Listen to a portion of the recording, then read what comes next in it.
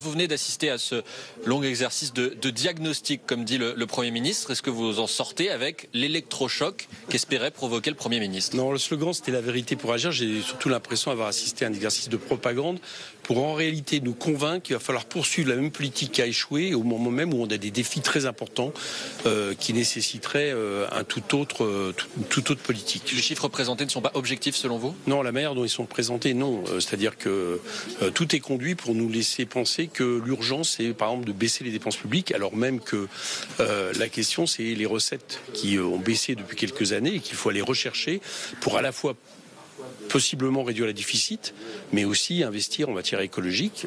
Eux le souhaitent en matière de défense, en matière d'industriel.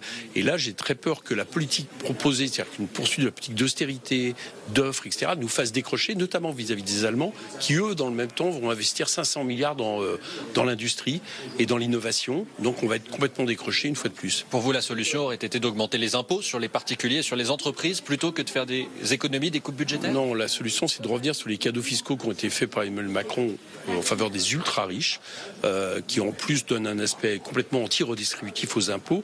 Et là, il y a 40-50 milliards très certainement à récupérer, par exemple la taxe Zuckman sur les patrimoines, le rétablissement de l'ISF, qui ne toucherait pas la plupart des Français qui ont été plus impactés par les impôts que ces ultra-riches, de façon à aller retrouver des marges de manœuvre. Et là, on nous propose quoi? On nous propose de baisser les dépenses publiques, dont chacun sait qu'en plus, dans la période économique où on se trouve, ça va avoir un effet récessif sur l'économie.